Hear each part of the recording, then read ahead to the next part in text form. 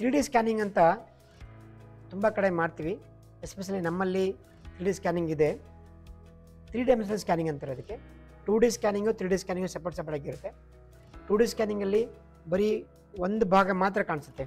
3Dಯಲ್ಲಿ ಹಿಂಭಾಗ ಮುಂಭಾಗ ಎಲ್ಲ ಸೆಕ್ಷನ್ ತೊಗೊಂಡು ಒಂದು ಸ್ಟ್ರಕ್ಚರ್ ಆಗಿ ಡಿಸೈನ್ ಆಗಿ ಬರುತ್ತಲ್ಲ, ಅದು 3D ಸ್ಕ್ಯಾನಿಂಗ್ ಅಂತೀವಿ. ಅದೇ ಎಸ್ಪೆಷಲಿ ಗೈನೆಕಲ್ಲಿ ಮಾಡ್ಬೋದು, ಮತ್ತು ಮಗು ಆದಾಗೂ 3D ಸ್ಕ್ಯಾನಿಂಗ್ ಮಾಡ್ತೀವಿ. ಬಟ್ ನಾನು ಇವತ್ತಿನ ಡಿಸ್ಕಷನ್ ಅಂದರೆ ಗೈನೆಕಲ್ಲಿ ಎಷ್ಟು ಮಟ್ಟಿಗೆ ಇಂಪಾರ್ಟೆಂಟ್ ಅಂತ ಅಂದ್ರೇನು, 3D ಪೆಲ್ವಿಕ್ ಸ್ಕ್ಯಾನಿಂಗ್ ಅಂತ ಮಾಡ್ತೀವಿ.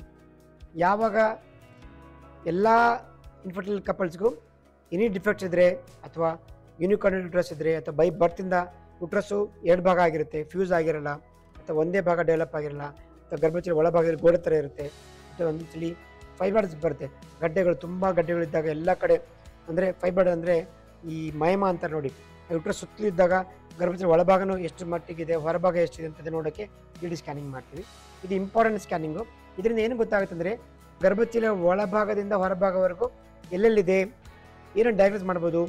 ಮತ್ತು ಗರ್ಭಚೀಲದಲ್ಲಿ ಯೂನಿಕಾರ್ನಲ್ ಯುಟ್ರಸ್ ಅಂತ ಬರುತ್ತೆ, ಒಂದು ಭಾಗ ಡೆವಲಪ್ ಆಗಿದೆ, ಒಂದು ಭಾಗ ಡೆವಲಪ್ ಆಗಿರಲ್ಲ, ಮತ್ತು ಗೋಡೆ ಥರ ಇರುತ್ತೆ, ಸೆಪ್ಟಮ್ ಅಂತ ಬರುತ್ತೆ, ಸಣ್ಣ ಸಣ್ಣ ಪಾಲಿಪ್ ಇರುತ್ತೆ, ಸಬ್ಮ್ಯೂಕಸ್ ಫೈಬ್ರಾಯ್ಡ್ ಬರುತ್ತೆ, ಮೈಕ್ರೋ ಪಾಲಿಪ್ಸ್ ಬರುತ್ತೆ. ಸೆಪ್ಟಮ್ಮು ಪೂರ್ತಿ ಇದೆಯಾ ಅಥವಾ ಅರ್ಧ ಭಾಗ ಇದೆಯಾ ಅಥವಾ ಆರ್ಕಿಡ್ ಯುಟ್ರಸ್ ಇದೆಯಾ, ಅದೆಲ್ಲ ಗೊತ್ತಾಗುತ್ತೆ. ಸೊ ಒಂದು ಟೂಲ್ ಅಂದರೆ ಇಂಪಾರ್ಟೆಂಟ್ 3D ಸ್ಕ್ಯಾನಿಂಗಿಂದ ನಮಗೆ ಯಾವುದೇ ರೀತಿ MRI ಬೇಕಾಗಿಲ್ಲ, ಮತ್ತು CT ಸ್ಕ್ಯಾನಿಂಗ್ ಬೇಕಾಗಿಲ್ಲ, HSC ಬೇಕಾಗಿಲ್ಲ. ಸೊ 3D ಸ್ಕ್ಯಾನಿಂಗಿಂದ ನಮಗೆ ಒಳಗಡೆ ಭಾಗದಲ್ಲಿ ಮತ್ತು ಯುಟ್ರಸ್ ಹೊರಭಾಗದಲ್ಲಿ ಏನೇನಿದೆ ಎಲ್ಲ ಗೊತ್ತಾಗುತ್ತೆ. ಸೊ ಇದು ಒಂದು ಇಂಪಾರ್ಟೆಂಟು ಡಯಾಗ್ನೋಸಿಸ್ ಅಂತ ಹೇಳೋಕ್ಕೆ ಇಷ್ಟಪಡ್ತೀನಿ. ಎಲ್ಲೇ ಇದ್ರೂ ನಿಮಗೆ ಯಾವುದೇ ಯುಟ್ರೈನ್ ಅಬ್ನಾರ್ಮಲಿಟೀಸ್ ಅಂತ ಇದ್ದರೆ 3D ಸ್ಕ್ಯಾನಿಂಗ್ ನೀವು ಮಾಡಿಕೊಂಡ್ರೆ ಟ್ರೀಟ್ಮೆಂಟ್ ಕೊಡೋಕ್ಕೆ ನಿಮಗೆ ಮುಂದೆ ಹೆಲ್ಪ್ ಆಗುತ್ತೆ. ಅದರಿಂದ ನಿಮಗೆ ಡಯಾಗ್ನೋಸಿಸ್ ಕರೆಕ್ಟಾಗಿ ಗೊತ್ತಾಗುತ್ತೆ, ನಾವು ಏನು ಮಾಡಬೇಕು, ಯಾವ್ದು ಸರ್ಜರಿ ಮಾಡಬೇಕು ಅನ್ನೋದು ನಿಮ್ಗೆ ಕರೆಕ್ಟಾಗಿ ಗೊತ್ತಾಗುತ್ತೆ.